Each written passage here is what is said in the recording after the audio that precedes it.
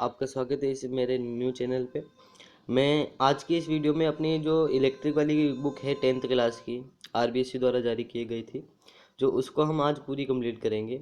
मतलब उसका अगर आप उसको 2 बार भी देख लेते हो उस वीडियो को, मतलब फुल मैराथन होने वाली है। 2 बार भी देख लेते हो अगर आप उस वीडियो को, तो आपकी इलेक्ट्रॉनिक बिल्कुल कंप्लीट है और आपके गारंटेड 80 से ऊपर अंक आएंगे 100 के अंदर से। ठीक है, हमारा वो 30 नंबर का पेपर होगा। मैं यहाँ पे पॉइंट लिख रखे हैं, आपको मेरे इस वीडियो से क्या क्या मिलेगा अभी आपको बताता हूँ। Short circuit and important notes are that here. Short and important notes, जो इसके शॉर्ट है, छोटे छोटे नोट्स है, और इम्पोर्टेंट बहुत ज़्यादा इम्पोर्टेंट है। यहाँ पे मैंने उसको नोट्स बना के नोट्स के रूप में रख रखा है। इसमें फेल तो सब में फेल, हाँ, अगर इसमें फेल हो गए ना तो ऑल सब्जेक्ट में आप फेल हो जाओगे। ठीक है, फॉर रिकवर इन एसएसटी, अगर एसएसटी में आपके कम नंबर आए हैं तो ये बेस्ट चांस है कि आप एसएसटी में अपने नंबर को रिकवर कर सको। इन सेकंड वीडियो में क्या क्या बताऊंगा मैं आपको। रोजगार कौशल, जो रोजगार कौशल वाली बुक है हमारी, वो वाली फिनिश कर दूंगा। ठीक है, ओनली 2 टाइम्स 2 अक्स पर देख लेना लो बस। ठीक, ओनली 2 टाइम 2 बार देख लेना और 2 अक्स पे देख लेना, जो आपका समय भी बच जाएगा। 3 प्रीवियस ईयर बोर्ड पेपर, इसके लास्ट वीडियो के लास्ट में मैं 3 प्रीवियस ईयर बोर्ड पेपर है ना, उसको भी सॉल्व कराऊंगा और लाइफ टाइम लर्निंग हो जाए आपको, इसलिए मैं बहुत सारी इतनी शानदार शानदार ट्रिक भी आपको बताऊंगा। तो इसमें हम क्या क्या पढ़ेंगे, तो हम पहले तो पढ़ेंगे ओवर करंट से सुरक्षा देने वाले उपकरण के बारे में। ठीक, फिर बनेंगे टूल्स और उपकरण के बारे में, फिर मिक्सर और गीजर की मरम्मत और रखरखाव के बारे में पढ़ेंगे, फिर माइक्रोवेव और ओवन की मरम्मत और रखरखाव, कार्यस्थल स्वास्थ्य और सुरक्षा के बारे में हम आगे सबसे लास्ट में इसके बारे में पढ़ेंगे। ठीक है, तो शुरू करते हैं हमारे ये अध्याय फर्स्ट, इलेक्ट्रिक मशीन को और ओवर करंट प्रोटेक्शन डिवाइस। ठीक है, यहाँ पे हमको ये एक दर्शाया गया है कि एक लड़का जैसे टीवी को ऑन करता है तो इसमें से ये स्मोक निकलता है, मतलब ये टीवी जल जाता है। तो ये इसके फादर आते हैं और तुरंत जाके इसका स्विच बंद कर देते हैं। फिर दोनों ऐसे सोचते हैं कि इसमें ऐसा क्या हुआ। फिर इसके पापा ने बोला इसको कि हमारे यहाँ पे जो फ्यूज जैसा कोई सर्किट ब्रेकर नहीं लगा हुआ है, इसलिए शॉर्ट सर्किट होने पर हमारे ये उपकरण भी जल जाते हैं। ठीक है, ऐसा इसमें दर्शाया गया है, ये यहाँ से पूरा इसके बारे में लिखा हुआ है। ठीक है, आप चाहो तो पढ़ सकते हो। चित्र डिवीजन, मतलब चित्र, अगर आप चित्र को देख के करोगे ना, आपको बहुत अच्छा रिवीजन होगा और पूरा पूरा रिवीजन आपके चित्र द्वारा हो जाएगा। ठीक है, विद्युत सर्किट सुरक्षा, अब इसके बारे में विद्युत सर्किट सुरक्षा, जो विद्युत सर्किट है, मतलब जो हमारे मतलब दीवारों में बहुत सारे तार जा रहे हैं ऐसे ऐसे, है ना। फिर यहाँ पे जो हमारे स्विच विच भी लगे हुए हैं, ये पूरे को क्या कहते हैं, इस जो पूरा सिस्टम होता है ना हमारे घर में, उसको हम विद्युत सर्किट कहते हैं। ठीक है, इसको हम क्या कहते हैं, विद्युत सर्किट कहते हैं, विद्युत सर्किट। ठीक है, इसकी सुरक्षा, अब इसकी सुरक्षा करने के लिए जो उपकरण हम उपयोग में लेते हैं उसके हम आगे बात करेंगे। अब हम यहाँ पे बोल रहे हैं कि इसके हमको उपकरणों की जरूरत क्यों होती है। ओवर करंट सुरक्षा, मतलब ज़्यादा करंट आ गया गलती से, मान लो गलती से आ जाता है कभी कभी, ज़्यादा करंट के आने के कारण हमें उपकरणों की सुरक्षा कैसे, मतलब उपकरणों की जरूरत, सॉरी, ओवर करंट संरक्षण उपकरणों की जरूरत, इनकी जरूरत क्यों है, तो हम अब आगे बढ़ेंगे। देखो यहाँ पे नोट्स बना रखे मैंने। तारों को उनकी करंट वहन करने की क्षमता के अनुसार रेट किया जाता है। इस करंट ले जाने की क्षमता को एम्पीसिटी कहा जाता है। जो तार होते हैं ना, तार जो उसके अंदर से कितना करंट प्रवाह हो सकता है, उसको जो रेट किया जाता है, मतलब इसके अंदर से चल मान लो 15 एम्पियर प्रवाह हो सकती है, तो बस 15 एम्पियर ही प्रवाह हो सकती है। इससे ज़्यादा आ गई तो ये तार पिघल जाएगा। ठीक है, और यहाँ से ये कट जाएगा। ठीक है, ऐसा इसमें कह रखा है, सॉरी। ये देखो ऐसे इसको अलग अलग प्रकार से इसको बांटा जाता है। तार की एम्पीसिटी के अनुसार उसका गेज है।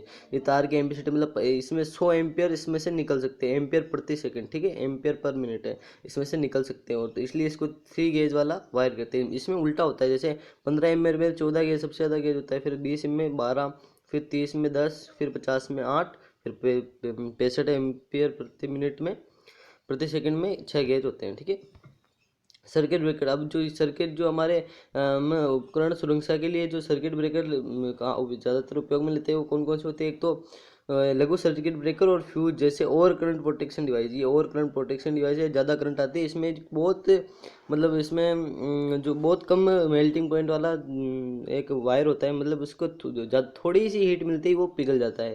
मतलब उसमें निर्धारित किया जाता है कि 15 एम्पीयर से ज़्यादा हीट मिली तो ये पिघल जाएगा, ठीक है, या 5 एम्पीयर से ज़्यादा हीट मिली तो ये पिघल जाएगा। तो ऐसे ये पिघल जाएगा और जो आगे इसके करंट प्रवाह नहीं हो पाएगा और सर्किट यहीं के यहीं टूट जाएगा।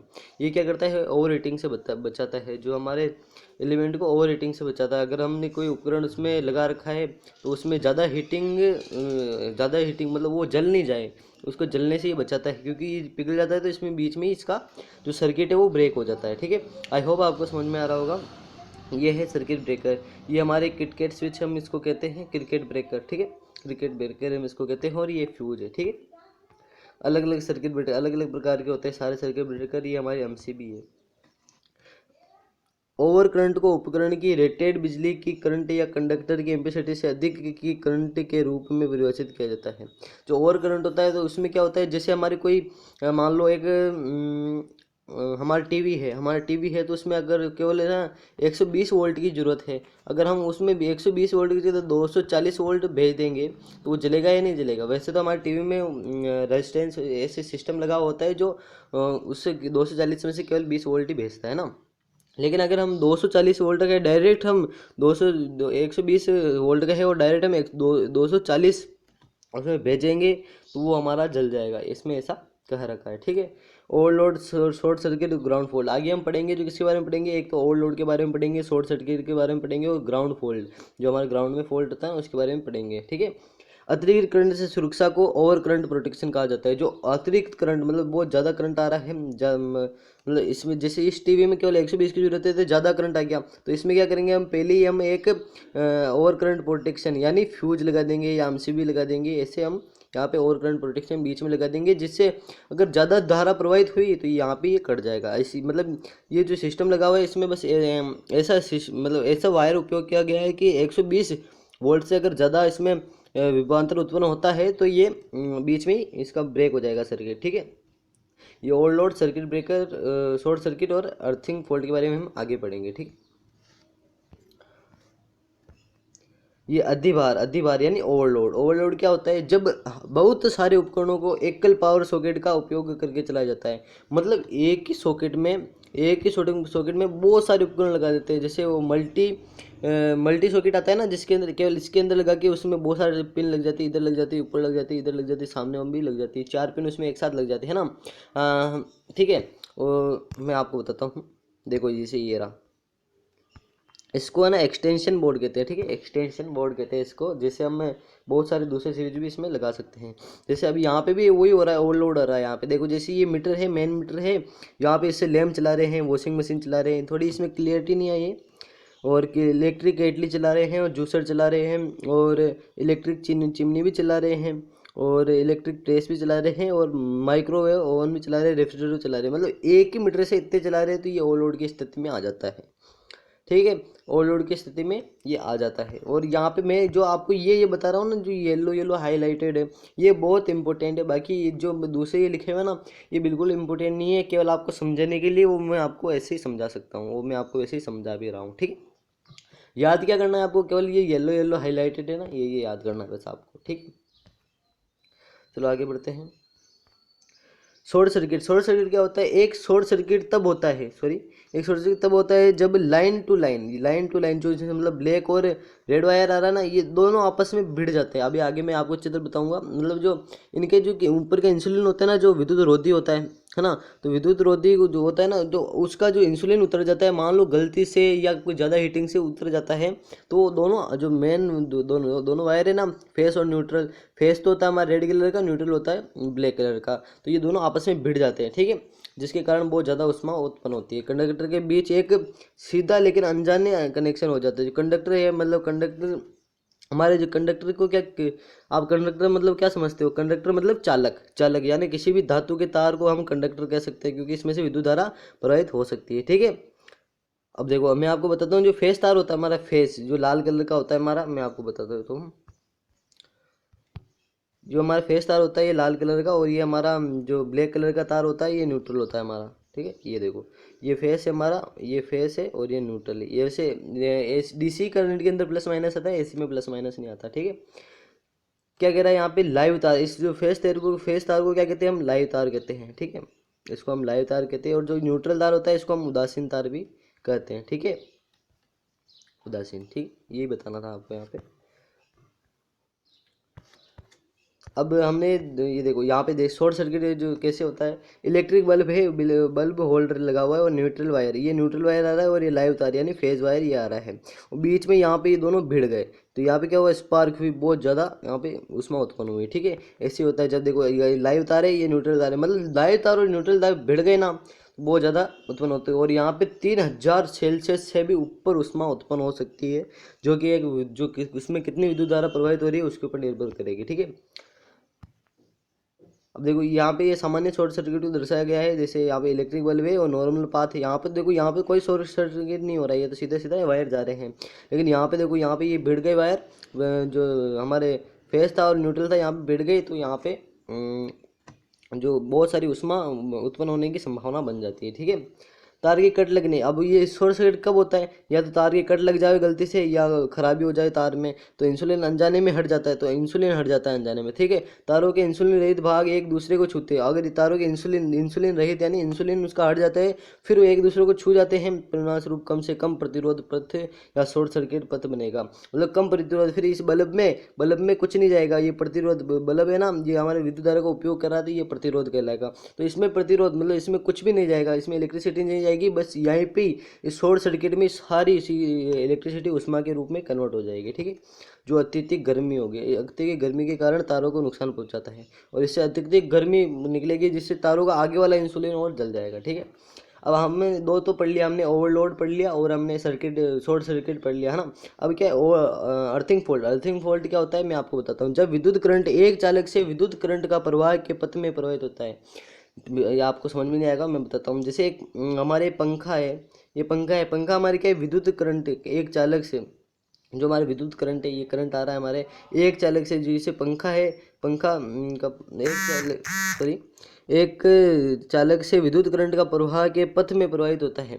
एक चालक से मतलब ये चालक है हमारा, इसमें से प्रवाहित नहीं होकर, जैसे हम यहाँ पे खड़े हैं, इसके हम हाथ लगा देते गलती से, तो ये करंट इसमें से प्रवाहित, फैन में नहीं जाके अपने में से आ जाएगा। आगे मैं चित्र द्वारा आपको समझाऊंगा। तो आप हम क्या है, प्रवाह में के पथ में प्रवाहित होती है, प्रवाह के पथ में, लेकिन हमारी बॉडी क्या होती है, जो इलेक्ट्रिसिटी का आराम से प्रवाह करती है, ठीक है। हमारे बॉडी से आराम से इलेक्ट्रिसिटी प्रवाह हो सकती है, क्योंकि अब अर्थिंग के से हम जुड़े होंगे, मतलब अर्थ से अगर हम जुड़े हुए होंगे और हमने चप्पल नहीं पहन रखी होगी, तो हम डायरेक्ट अर्थ से संपर्क में रहेंगे, जिससे हमारे जो विद्युत रहेगी वो विद्युत धारा रहेगी और हमारे थ्रू जमीन के अंदर जाएगी और हमारे को पथ बना लेगी, ठीक है। संकेंद्रीय के रूप में कार्य, संकेंद्रीय रूप में कार्य मतलब ये अपन के अंदर से जाएगी, तो इसके लिए संकेंद्रीय रूप अपन बन जाएंगे, ठीक है। जैसे ये देखो आदमी दिखा रहे, संकेंद्रीय मार्ग, ये संकेंद्रीय आदमी है ना, इसका संकेंद्रीय मार्ग बन जाता है। पाथ ऑफ करंट ये बन गया। जैसे ये ड्रिल मशीन चला रहा है यहाँ पे, यहाँ से ये ड्रिल मशीन का वायर इसमें जा रहा है, लेकिन ये क्या होता है, जब इसमें से अगर इसमें कोई ड्रिल मशीन है, इसमें अगर कोई फॉल्ट हो जाता है, तो इसका करंट हमारे थ्रू जमीन के अंदर जाता है, हमारे थ्रू जमीन के अंदर जाएगा, तो हमें इसके पाथ बन जाएंगे, तो इसको संकेंद्रीय मार्ग कहते हैं। हमारे द्वारा जाएगा, तो इसलिए हम अपन है ना, इसका एक संकेंद्रीय मार्ग है, ठीक है। अर्थिंग फॉल्ट किससे बचने के लिए हम क्या करते हैं, हमारे जो ये वाला जो हमारे एक सॉकेट होता है, मान लो ये एक सॉकेट है हमारे घर में, ऐसे सॉकेट लगे हुए होते हैं, जो ये ऊपर वाला रहता है ना बड़ा वाला, इसके अंदर हम अर्थिंग वायर जोड़ते हैं, जो ज़मीन के अंदर जाते हैं, उसमें कॉपर की एक बड़ी सी रोड डालते हैं, उसमें नमक डालते हैं और कोयल वो डालते हैं ना, मतलब अर्थिंग बनाने के लिए हम ऐसा सब करते हैं। सौंपे गए कार्य, ये इतना आपके लिए इम्पोर्टेंट नहीं है, क्योंकि ये आपको कार्य सौंप रहा है, ठीक है, आपको इसमें समझने का कोई कुछ दे नहीं रखा है, ठीक है। अब प्रकार, अब जो आपने ओवरकरंट प्रोटेक्शन डिवाइस है उसको तो ज़रूरत तो देख ली क्यों होती है ज़रूरत, ठीक है। अब ओवरलोड से बचने के लिए, शॉर्ट सर्किट से बचने के लिए और अर्थिंग फॉल्ट से बचने के लिए। लेकिन अब प्रकार कैसे कैसे प्रकार के होते हैं ये हम देखेंगे। आमतौर पर इस्तेमाल होने वाला एक सर्किट ब्रेकर लघु सर्किट ब्रेकर और एमसीबी है। हमारे लघु सर्किट ब्रेकर को आमतौर पर इस्तेमाल किया जाए, जैसे फ्यूज, लघु सर्किट ब्रेकर जैसे फ्यूज या मिनी फ्यूज है और कैट्रिक फ्यूज है ना, और किटकैट फ्यूज है, ये सारे जो लघु सर्किट ब्रेकर है, और हमसे भी हम अधिकतर हमारे सबके घरों में उपयोग करते हैं, ठीक है। अब यहाँ पे प्रकार दे रखे हैं। ओवरकरंट के खिलाफ एक सर्किट की रक्षा के लिए विभिन्न प्रकार के ओवरकरंट संरक्षण उपकरणों का उपयोग किया जाता है। ओवरकरंट के खिलाफ एक सर्किट की रक्षा के लिए जो ओवर करंट, ज़्यादा करंट आ रहा है उसके खिलाफ, और जो ज़्यादा करंट के कारण सर्किट खराब हो सकता है, तो इसकी रक्षा के लिए विभिन्न प्रकार के ओवर करंट संरक्षण उपकरणों का उपयोग किया जाता है। विभिन्न प्रकार के ओवर करंट, जो ओवर करंट से बचा सकते हैं वो जो हमारा सर्किट है उसको, जैसे ये हमारा पूरा सर्किट है, यहाँ पे हमने बल्ब लगा दिया, स्विच लगा दिया, बैटरी लगा दी, बैटरी लगा दी, फिर यहाँ पे क्या करेंगे, हम एक फ्यूज लगा देंगे, तो यहाँ से प्लस माइनस, प्लस इससे जाएगा तो इससे जाएगा, तो फिर अगर प्लस में ज़्यादा धारा प्रवाहित हुई तो यहाँ पे ये यहाँ बीच में से इसका कनेक्शन कट जाएगा, क्योंकि इसके अंदर जो वायर रहेगा ना वो पिघल जाएगा। ठीक है, आया होगा, आपको समझ में आया होगा। अब देखो हमारी जो, आप फ्यूज के बारे में पढ़ेंगे, फ्यूज क्या है, एक वन टाइम डिवाइस है, वन टाइम यानी फ्यूज एक ही बार यूज में आता है, बस एक ही बार यूज में आया, वो पिघल गया, फिर वो वापस यूज में नहीं आएगा। और उसमें क्या होता है, उत्पादित इसमें होती है, और सर्किट को खोलकर करंट ले जाने वाले एलिमेंट को पिघला देता है। अब जो उसमें से अगर निर्धारित, मतलब फ्यूज के अंदर मान लो अपने 5 एम्पियर का फ्यूज लिया, तो उसमें से अगर 5 एम्पियर में से ज़्यादा धारा प्रवाहित होने लगी, मतलब 5 एम्पियर तक तो वो नहीं पिघलेगा, अगर उसमें उससे ज़्यादा धारा प्रवाहित होने लगी तो वो पिघल जाएगा, और जो हमारे आगे का सर्किट उसको सप्लाई नहीं मिल पाएगी। ठीक, ओवर करंट ओवरलोड से बचाने के लिए ये हम क्यों उपयोग में लेते हैं, ओवर करंट हो जाता है और ओवरलोड हो जाता है, तो उससे हम बचाने के लिए। ठीक है, अब इलेक्ट्रिक फ्यूज का आविष्कार किसने किया था, 1819 में अमेरिकी वैज्ञानिक थॉमस अल्वा एडिसन ने किया था। अब इसको याद करने की ट्रिक बताऊं मैं, थॉमस से आप समझ सकते हो, जैसे हमारा थॉमस से आप थम समझ सकते हो, सॉरी, हाँ, थॉमस से आप क्या समझ सकते हो, हमारा अंगूठा, अंगूठा यानी थम। फिर अलवा, अलवे से आप समझ सकते हो हलवा। ठीक है, और एडिशन से आप समझ सकते हो एडिक्शन। तो हम आप इससे हम याद करने की ट्रिक है ये, तो कि इससे हम समझ सकते हैं कि हमारे हाथ, जो हमारे अंगूठे को है ना, हलवे का एडिक्शन है। ठीक है, तो हम इससे याद रह जाएगा, क्योंकि ये थोड़ा नाम थोड़ा डिफिकल्ट है, तो आपको इससे याद रह जाएगा, जैसे आप एग्जाम में अपने अंगूठे को देखोगे आपको सारा ये याद आ जाएगा। ठीक है, अब फ्यूज के प्रकार जो आमतौर पर हमारे बाजार में मिल जाते हैं, मिनी फ्यूज मिल जाता है, MCMD मिल जाता है, और कार्ट्रिक्स फ्यूज मिल जाता है, एक्सेल फ्यूज मिल जाता है। ठीक है, अब फ्यूज का निर्माण, फ्यूज का निर्माण कैसे होता है, दो भाग होते हैं फ्यूज के अंदर। फ्यूज के अंदर कितने भाग होते हैं, दो भाग होते हैं, एक तो फ्यूज एलिमेंट होता है और एक फ्यूज बॉडी होती है। ठीक है, जो फ्यूज एलिमेंट होता है ना, फ्यूज एलिमेंट का कम गलनांक होते हैं, उच्च संवेदनशील प्रतिरोधकता, यानी प्रतिरोधकता, प्रतिरोधकता मतलब क्या होता है, जो विद्युत धारा का विरोध करता है, मतलब उसको रोकता है, ज़्यादा आगे जाने से रोकता है। तो ये जो मैं बताता हूँ आपको, जो ये लगा हुआ ना, ये वायर, ये वायर लगा हुआ ना, ये वायर, ये देखो आपको दिखा गया होगा, ये वायर लगा हुआ ना, ये विद्युत, ये फ्यूज एलिमेंट कहलाता है ना। ये बहुत ज़्यादा विद्युत धारा का प्रवाह करता है। जैसे यहाँ पे इसके एक स्क्रू लगाया जाता है, और यहाँ से एक वायर इसमें डाला जाता है, फेस तार इसमें डाला जाता है, और यहाँ से वापस फेस तार पूरे घर के अंदर लगाया जाता है। ठीक है, और न्यूट्रल तो हमारे घर के अंदर बिना फ्यूज के सबके सारे उपकरणों के साथ लगाया जाता है। ठीक है, उच्च संवेदनशील प्रतिरोधकता होती है, और इसका कम गलनांक होता है, तभी तो अगर जैसे 5 एम्पियर का हम हमारे फ्यूज लेके आए, तो अगर अभी 5 एम्पियर ज़्यादा धारा प्रवाहित हुई तो ये फ्यूज बीच में से टूट जाएगा, क्योंकि इसका गलनांक कम है, तो ये पिघल जाएगा और टूट जाएगा, जो ये वायर एलिमेंट है ना, ये पिघल जाएगा और टूट जाएगा। ठीक है, और जो हमारी फ्यूज की बॉडी है वो क्या होती है, गहर दलनशील सामग्री से बनी होती है, मतलब ये जलती नहीं है, ये बहुत, मतलब जब हमारे चीनी का वो कप होते हैं ना, चीनी कप, ऐसे ये बनी होती है, जैसे यार देखो यहाँ पे लिख रखा है चीनी के कप की। ठीक है, चीनी के कप में जो मिट्टी का उपयोग किया जाता है उससे ये बनी होती है। अब जो हमारे फ्यूज बेस बॉडी, मतलब ये फ्यूज की बॉडी है ना, ये किस से बनी होती है, यहाँ पे आपको दे रखा है, जैसे ग्लास या प्लास्टिक से बनी होती है, या मोल्डेड अबरक, यानी वो चीनी के कप जिससे बने होते हैं ना, मोल्डेड अबरक उसको कहते हैं। ठीक है, फ्यूज एलिमेंट, जो हमारे फ्यूज एलिमेंट है वो किससे बना होता है, एक टिन होता है, उसमें शीशा होता है, तांबा होता है, वो जस्ता होता है। ठीक है, अब इसको याद करने की ट्रिक क्या है, जनता एसिटी, जनता यानी ज से तो जस्ता हो गया, और ता से तांबा, और ए से एलिमेंट। ठीक है, ए से फ्यूज एलिमेंट। ठीक है, और टी से टिन, और सी से शीशा। ठीक है, जनता एसिटी। ठीक है, आपको याद हो जाएगा जनता एसिटी। ठीक, फ्यूज का कार्य सिद्धांत, फ्यूज का कार्य सिद्धांत, अब फ्यूज का कार्य सिद्धांत ये किस सिद्धांत पर कार्य करता है, करंट के करंट के ताप प्रभाव पर आधारित होता है, जिस करंट के ताप प्रभाव पर आधारित, जितना अगर ज़्यादा करंट प्रवाहित होता है उसमें ताप भी ज़्यादा उत्पन्न होगा। ठीक है, तो इससे ये फ्यूज पिघल जाता है, और इसी सर्किट को ब्रेक कर देता है। बेमेल लोड, अगर बेमेल यानी बहुत ज़्यादा लोड अगर हम किसी उपकरण के ऊपर डाल देते हैं, मतलब ज़्यादा करंट प्रवाहित कर देते हैं, तो तार पिघल जाएगा, तो तार पिघल जाता है। ठीक है, आपूर्ति को डिस्कनेक्ट कर देगा, आपूर्ति भारी गर्मी उत्पन्न होगी तो तार पिघल जाएगा, और आपूर्ति को डिस्कनेक्ट कर देगा, मतलब जो दूसरे हमारे सर्किट में विद्युत धारा जा रही है उसको ये ब्रेक कर देगा, बीच में ब्रेक कर देगा। ठीक है, सर्किट के सामान्य संचालन में फ्यूज तार सिर्फ एक कम में पिघलने वाला घटक है। तो फ्यूज तार है ना, ये इसकी निर्धारित होती है, बस ये तभी पिघलता है जिससे अगर इसकी क्षमता से बाहर अगर इसमें विद्युत धारा प्रवाहित हो जाती है। ठीक है, जैसे अगर हम 5 किलो वजन उठा सकते हैं, तो अगर हम 5 किलो की जगह 10 किलो उठाएंगे तो हमारे शरीर को नुकसान होगा। वैसे वैसे इसमें सिस्टम है, जुड़े सिस्टम के सामान्य संचालन को प्रभावित नहीं करता है। जो सामान्य संचालित जो हमारे इसे जैसे ये हमारा सर्किट है, यहाँ पे हमने फ्यूज लगा दिया, तो इसको ये प्रभावित क्यों करेगा? इसको ये प्रभावित नहीं करेगा, ये तो बस बीच में से इसको काट देगा और इसकी और रक्षा करेगा जिससे इसको कोई नुकसान ना हो। ठीक है, अब देखो यहाँ पे सबके मेल्टिंग पॉइंट दे रखे, जो इसके इंपॉर्टेंट मेल्टिंग पॉइंट क्या है? सिल्वर का याद कर लेना, एक लेड का याद कर लेना और कॉपर का याद कर लेना। सिल्वर का क्या है? 980 है, और लेड का क्या है? 328 है, और कॉपर का क्या है? 1090 है। ठीक है, आगे चलते हैं। अब फ्यूज के प्रकार, अब फ्यूज भी अलग अलग प्रकार के होते हैं, एक तो एडीसी फ्यूज भी होता है, एक एसी फ्यूज भी होता है। तो हम अब आगे पढ़ेंगे इसके बारे में। किटकेट, अब हम एक मतलब जो एक्सपेरिमेंट कर रहे हैं। ठीक है, हम एक एक्सपेरिमेंट करेंगे। यहाँ पे सौंपे गए कार्य, ये कार्य सौंप रहा है, लेकिन हम हमारे हिसाब से अलग एक्सपेरिमेंट करेंगे।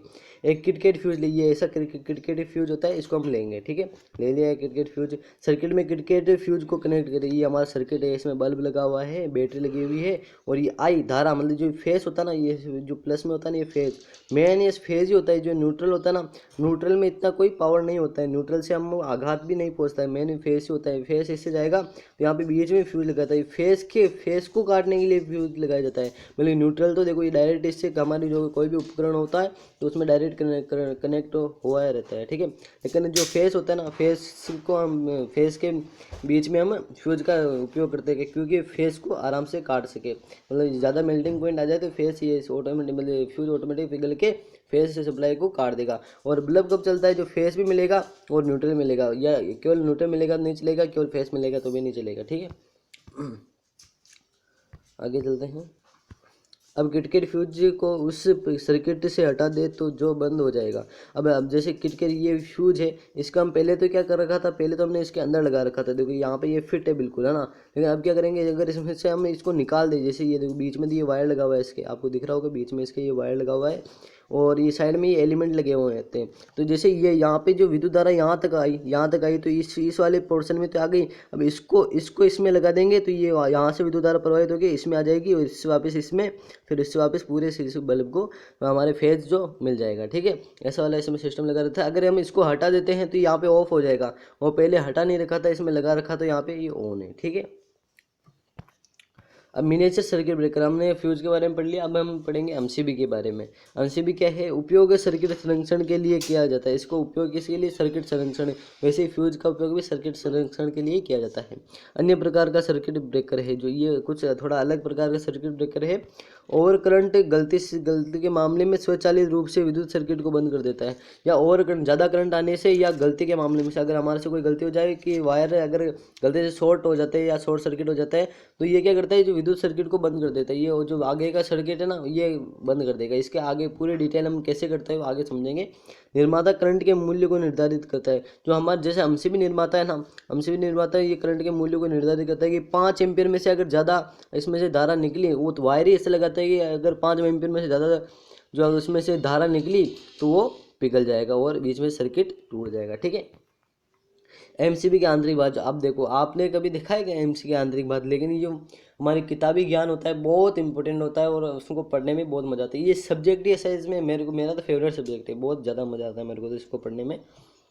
और इसको मतलब ऐसा लोड नहीं लेना चाहिए, हमने दैनिक जीवन से जोड़कर इसको हमको पढ़ना चाहिए। और मैं तो ये भी कहता हूँ कि प्रैक्टिकल करके भी देखना चाहिए। ठीक है, तो अब देखते हैं हम इसको। जो सबसे पहले हमारे क्या होता है? ये इनकमिंग टर्मिनल होता है। मैं आपको इसकी डिज़ाइन से पूरा समझाऊंगा। जैसे हमारी यहाँ पे क्या होता है? इसके अंदर एक खड्डा होता है जिसके हम यहाँ पे इसको स्क्रू कसते हैं। ठीक है, वायर डाल के इसमें यहाँ से हम वायर डालते हैं और स्क्रू कसते हैं। सॉरी, मैं बताता हूँ आपको। यहाँ पे हम जैसे वायर डाला और यहाँ पे ये स्क्रू है इसका, है ना, ये स्क्रू को टाइट कर देंगे जिससे ये वायर वापस बाहर ना निकले। ठीक है, और अब फिर यहाँ से जो इनकमिंग टर्मिनल से कहाँ पे जाएगा, एक कॉपर ब्रेड, जो कॉपर का ये मोटर तार होता है ना मोटा, इसमें मोटा तार इसलिए लगाते हैं क्योंकि इसमें हीटिंग आती है। हीटिंग इसलिए आती है क्योंकि शॉर्ट सर्किट हो जाएगा तो इसमें हीटिंग उत्पन्न हो जाती है, और इससे इसकी वजह से ये पूरा कार्य करता है। मैं आपको सब कुछ बताऊंगा, ठीक है। यहाँ पे कॉपर ब्रेड यानी मोटा तार होता है, जिसके कारण ये क्या होता है, आर्क सूट। यहाँ पे आर्क सूट, ये देखिए ये रही आर्क सूट, जिसके ये आर्क शूट क्या होती है, ये यहाँ पे जो हमारे जैसे फायर होते हैं ना उसको उत्पन्न करती है। फायर मीन आग, आग को ये उत्पन्न करती है, ठीक है। आग को उत्पन्न कैसे करती है, ये हीटिंग उत्पन्न करती है, जिसको जैसे ही पता चलता है कि कहाँ पे सर्किट हुआ, शॉर्ट सर्किट हुआ, तो इससे बहुत ज़्यादा हीटिंग उत्पन्न होगी। फिर क्या होगा, चुंबकीय कॉइल जो मैग्नेटिक फील्ड होती है, इससे पता लगता है, इस चुंबकीय जो मैग्नेटिक फील्ड होती है ना, इससे इस आर्क शूट को पता लगता है कि हाँ भी यहाँ पे कुछ मिस्टेक हुई है, तो अब हीटिंग उत्पन्न करनी है, ठीक है। ये फिर हीटिंग उत्पन्न करने लग जाती है। फिर ऑन ऑफ स्विच, यहाँ पे ये ऑन ऑफ स्विच दे रखा है। और बाईमेल पट्टी, ये बाईमेल पट्टी में आपको ये देखो, ये हाईलाइट कर रहा हूँ मैं, ये बाईमेल पट्टी है ना, ये यहाँ पे लगी होती है, ठीक है। ये बाईमेल पट्टी, ये बाईमेल पट्टी होती है ना, अगर ये हीटिंग के कारण ये क्या होती है, पिघल जाती है। पिघलना मतलब बिल्कुल इसे पिघल के अलग नहीं हो जाती है। जैसे ये बाईमेल पट्टी है, हीटिंग आएगी तो ये क्या होगी, ऐसे नीचे लुढ़ जाएगी, ठीक है। और अगर ठंडा करेंगे तो ये थोड़ी ऊपर हो जाएगी, मतलब ठंडा वापस ठंडा करेंगे तो ये सीधी सीधी वापस खड़ी हो जाएगी, ठीक है। तो इसलिए तो होता है जब हमारे इसमें हीटिंग, जो हमारे आर्क शूट हीटिंग उत्पन्न करता है, तो बाईमेल पट्टी क्या होती है, पिघल जाती है और नीचे नीचे की ओर लुढ़ जाती है। इसलिए फिर इसमें विद्युत धारा प्रवाहित नहीं हो पाती, क्योंकि यहाँ पे ऊपर तो हमारे जो इसका जो हमारी जो ये हीटिंग क्या कहते हैं इसको, मैग्नेटिक कोयल से जो विद्युत धारा आ रही है, उसको अगले स्विच में प्रवाहित करने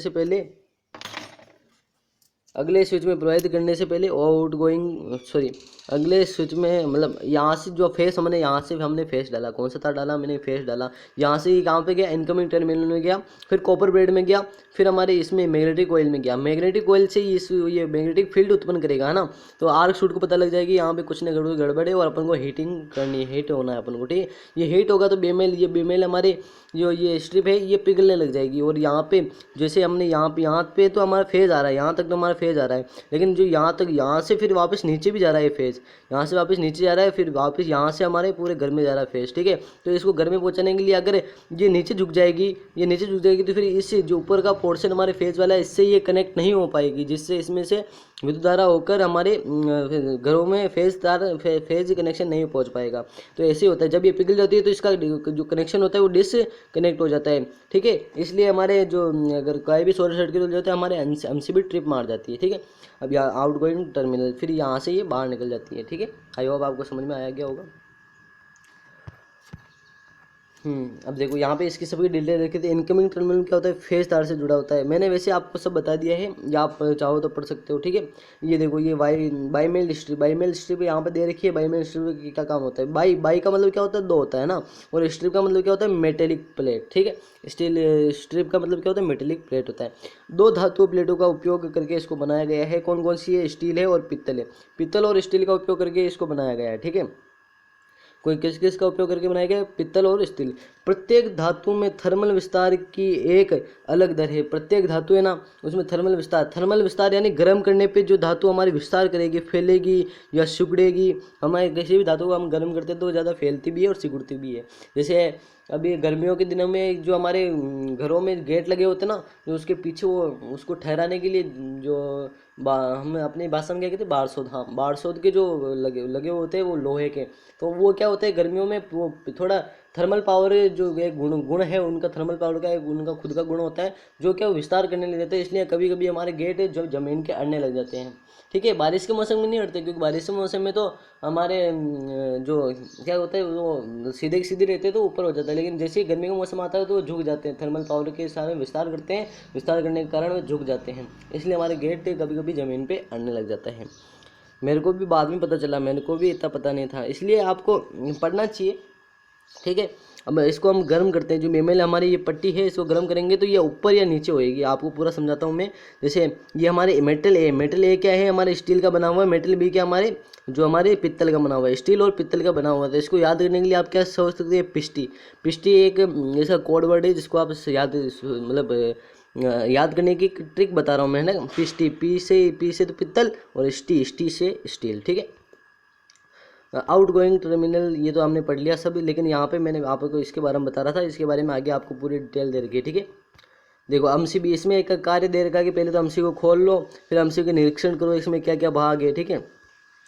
एमसीबी का निरीक्षण मतलब देखना है कि इसमें क्या क्या भाग है। तो दिखाए गए चित्र के अनुसार आगे के एक सर्किट में इसको लगाना है, सर्किट में लगाना है, यहाँ से तो इसको फेस देना है, फेस के बीच में, फेस तार के बीच में ही फ्यूज का उपयोग किया जाता है, फ्यूज लगाया जाता है ना। इधर न्यूट्रल तो डायरेक्ट हम किसी भी उपकरण में दे देते हैं, ठीक है। 230 वोल्ट में इसको एसी सप्लाई दे रहे हैं और फेस तार को हमें इसके थ्रू इसमें भेज रहे हैं, ठीक है। अगर कहीं पे यहाँ पे अगर गलती से भी शॉर्ट सर्किट हो जाता है या ये कुछ खराब हो जाता है तो ये डायरेक्ट एमसीबी ट्रिप मार जाएगी, ठीक है। इलेक्ट्रिक सर्किट में इसकी भूमिका को समझने और लोड का निरीक्षण करने के लिए एमसीबी को ट्रिप करें। अगर हमको इसके बारे में समझना है तो हमको क्या करना है, इसको सर्किट में जोड़ के इसको चालू बंद करना है यानी ट्रिप करना है इसको। अगर नीचे हो जाएगी तो ये मतलब शॉर्ट सर्किट भी आप कर सकते हो, लेकिन ये बहुत ज़्यादा रिस्की हो जाए, बहुत ज़्यादा रिस्की, ठीक है। आगे पर चलते हैं हम। प्रतियोगी गतिविधि, अब गतिविधि हम 3 करते हैं, कौन सी गतिविधि करते हैं, ठीक है।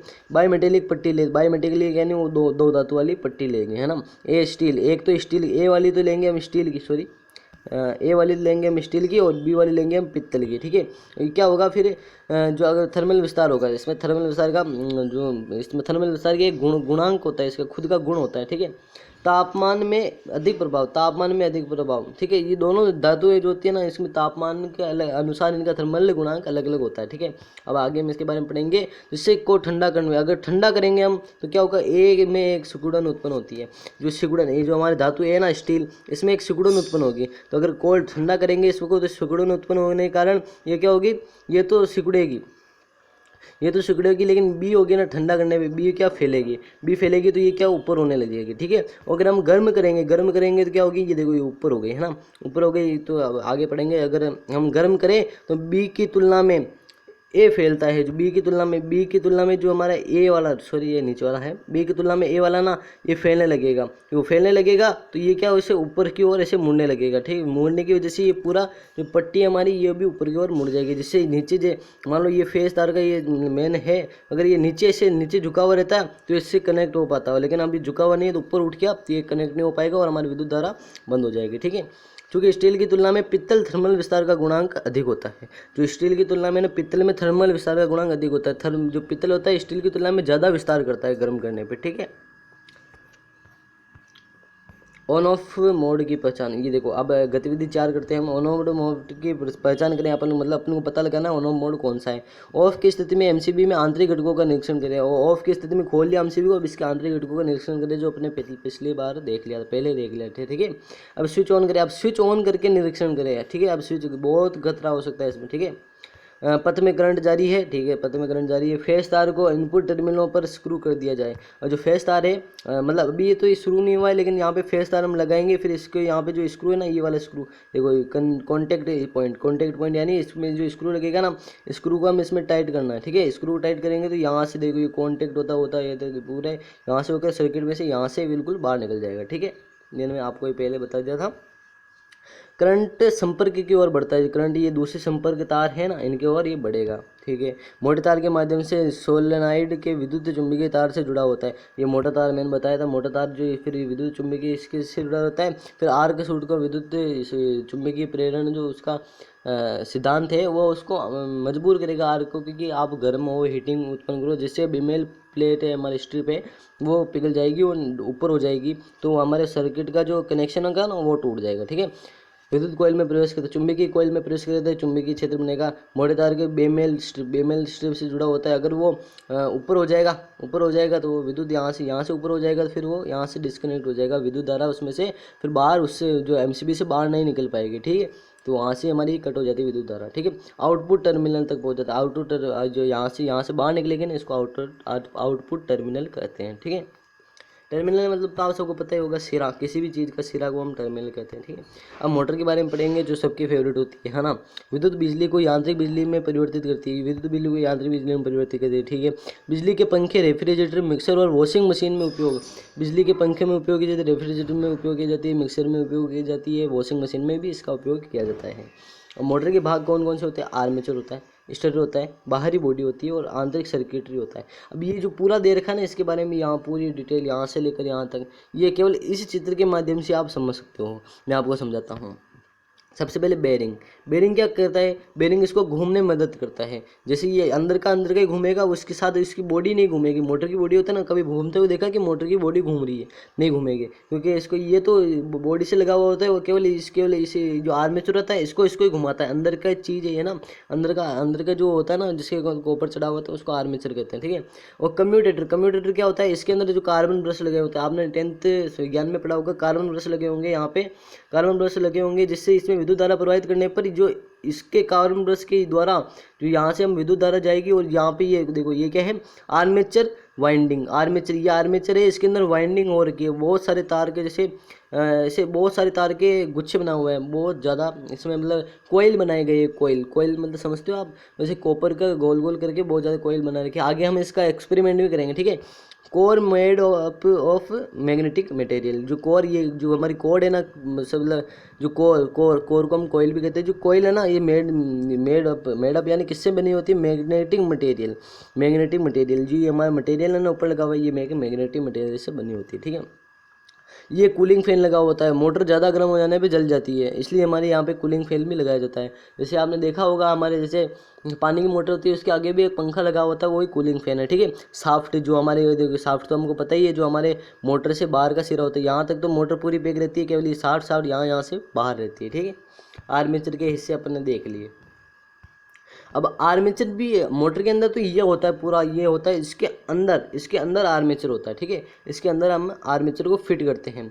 तो इसमें क्या होता है, एक तो इंसुलेट कैप होती है, जो कैप होती है ना, इसको ये वायर को शॉर्ट नहीं होने देती। ये क्या करता है, ये किस काम में आता है, ये मैग्नेटिक फील्ड उत्पन्न करता है, जिससे जो आर्मेचर हो ना हमारे घूमने के लिए घूमने लग जाता है। जिसमें मैग्नेटिक फील्ड से मतलब जैसे कोई चुंबक को, जैसे ये दो चुंबक है, अगर ये नॉर्थ है साउथ है, तो इसको अगर इसके पास लेंगे तो ये चिपक जाएंगे आपस में, दोनों एट्रैक्शन करेंगे, ठीक है।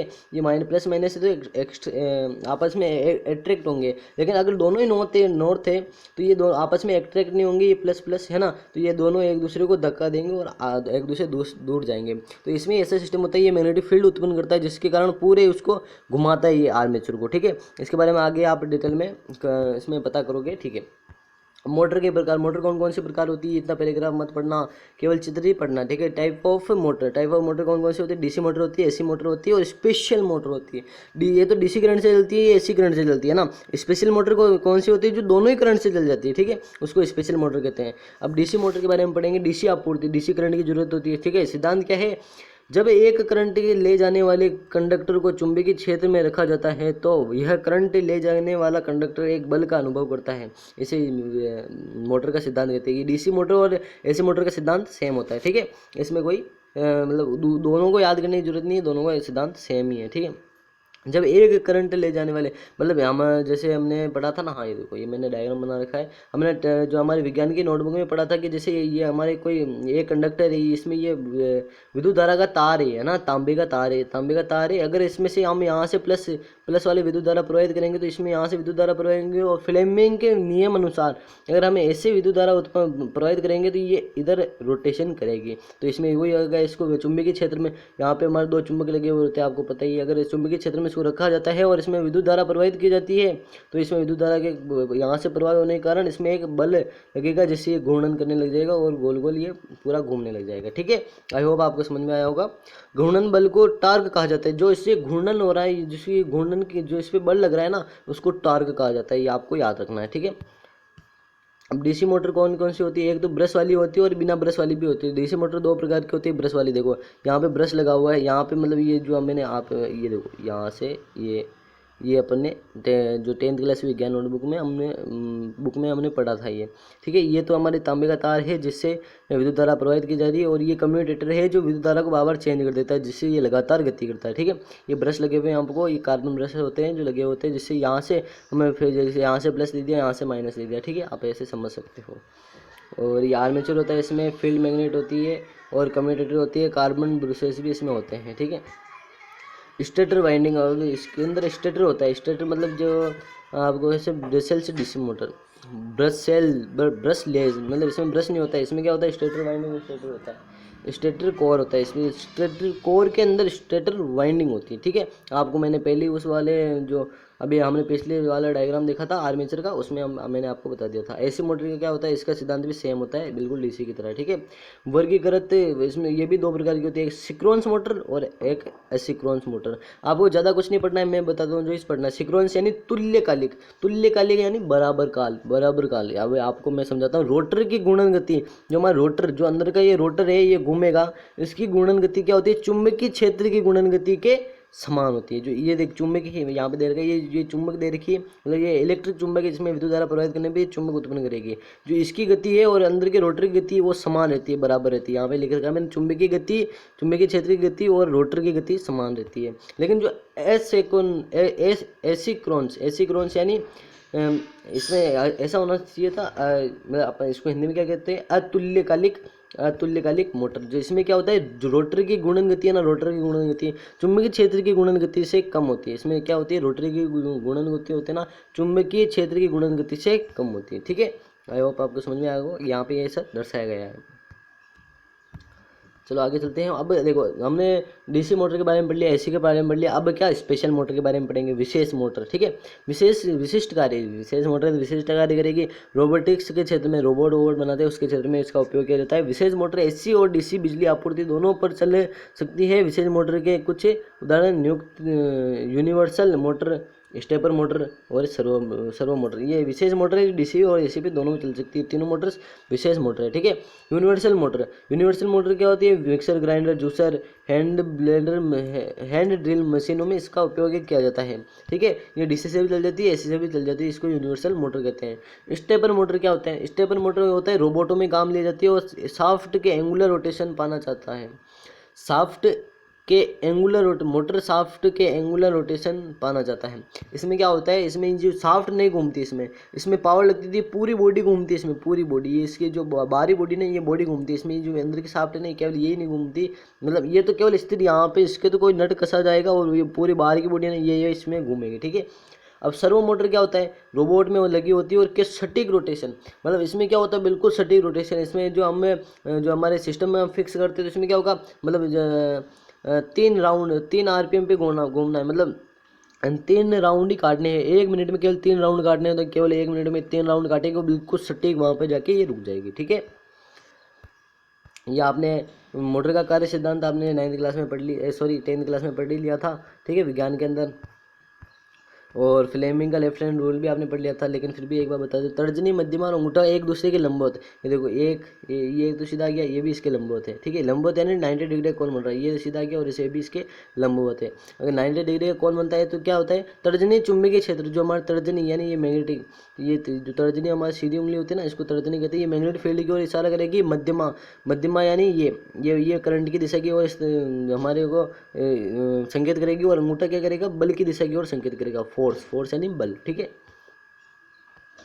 एक सर्किट के माध्यम से विद्युत धारा के प्रवाह की दिशा को उलट देता है। सर्किट जो इसमें ये कम्यूटेटर क्या होता है, जो हमारे एक सर्किट के माध्यम से विद्युत धारा के प्रवाह की दिशा को उलट देता है। हमारे जो वलय लगी होती है ना, आपने 10th क्लास में पढ़ा होगा, विज्ञान के अंदर वलय लगी होती है, ऐसे विद्युत मोटर के ना वलय लगी होती है, ठीक है। ये वाला ऐसा सिस्टम होता है। ये क्या कहते हैं, जो विद्युत धारा के प्रवाह है ना, जैसे हमने यहाँ पे विद्युत फेस डाला, सॉरी यहाँ पे हम पॉजिटिव डालेंगे और यहाँ पे हम नेगेटिव डालेंगे ना, तो इसमें विद्युत धारा प्रवाहित करने पर क्या करेंगे, इसकी जो ये घूमेगा, इसकी कंटिन्यूटी को लगातार बदलते रहेंगे, इसकी जो पावर सप्लाई इसको लगातार बदलते रहेंगे, जो ये लगातार ये फिर जो हमारी ये कुंडली है लगातार गति करेगी, ठीक है। और जैसे हमारे मोटर्स में स्प्लिट रिंग, इनको स्प्लिट रिंग कहते हैं, ठीक है।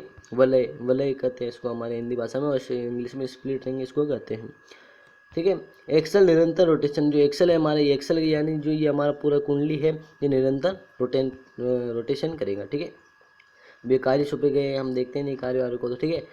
मोटर की रोटेशन प्रति मिनट, आरपीएम आपने सुना होगा कि हमारे पंखा 1200 आरपीएम का है ना, 1200 आरपीएम। अब 1200 आरपीएम क्या है, 1200 आरपीएम है राउंड, इस आर का मतलब राउंड और पी का मतलब पर, और मिनट हम का मतलब होता है मिनट, जो कितने 1 मिनट में कितने राउंड कटेगा, मतलब हमारा पंखा जो 1200 आरपीएम का है, तो हमारा पंखा क्या करेगा, 1 मिनट में 1200 राउंड काटेगा, ठीक है।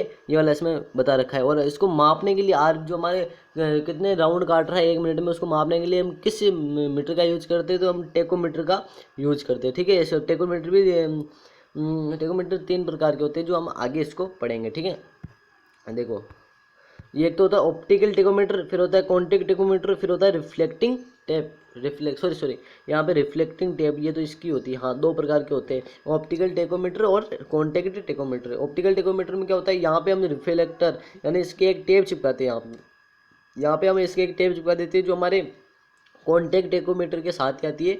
यहाँ पे हम एक टेप चिपकाएंगे, फिर क्या करेंगे, फिर हम मोटर को चालू करेंगे, टेप चिपका दी, मोटर को चालू की, फिर हमारे जो हमारे टेकोमीटर का परीक्षण, सॉरी ऑप्टिकल टेकोमीटर का परीक्षण बटन दबाएंगे। यहाँ पे हम बटन दबाएंगे तो इसमें से क्या होगी, एक लेजर निकलेगी, ऑप्टिकल किरण, ठीक है, ऑप्टिकल इसमें किरण निकलेगी, ठीक है, इसमें से एक लेजर निकलेगी। देखो यहाँ पे लेजर निकल रही है, तो ये जैसे जैसे घूमेगा, पूरे घूमेगा, तो ये उस टेप के ऊपर नज़र रखेगा, तो ये प्रति मिनट कितने राउंड काटेगी, इससे ये पता चल जाएगा, ठीक है। टेप पे केंद्रित करेंगे इसकी किरण को, फिर क्या होगा, डिस्प्ले पर शाफ्ट की घूर्णन गति का निरीक्षण करें, डिस्प्ले पर इसकी घूर्णन गति का निरीक्षण, मतलब ये बता देगा, ठीक है। यहाँ पे मैंने लिख रखा है 625.8 मीन, इसका मतलब क्या होता है, 626 राउंड पर मिनट, एक मिनट में ये 626 राउंड ये मोटर हमारी लगा रही है, ठीक। इससे हमको ये पता चलता है। अब कॉन्टैक्ट टेकोमीटर क्या होता है, इसमें तो हम बिना इसके ऑप्टिकल यानी ऑटोमेटिक इसमें से हमें पता लग रहा है, इसको मतलब इसके कॉन्टैक्ट नहीं करा रहे हैं। इसमें क्या होता है, कॉन्टैक्ट कराते हैं, आपूर्ति चालू, इसमें मतलब मोटर को चालू ही रखते हैं, और टेकोमीटर का कॉन्टैक्ट जो देखो लास्ट का ये है ना, इसको हम कॉन्टैक्ट कराते हैं, तो इसके साथ ये भी घूमता है, हमारी कॉन्टैक्ट है ना, ये भी घूमता है, ठीक है। इसके कारण हमको ये इसका RPM में पता चल जाती है।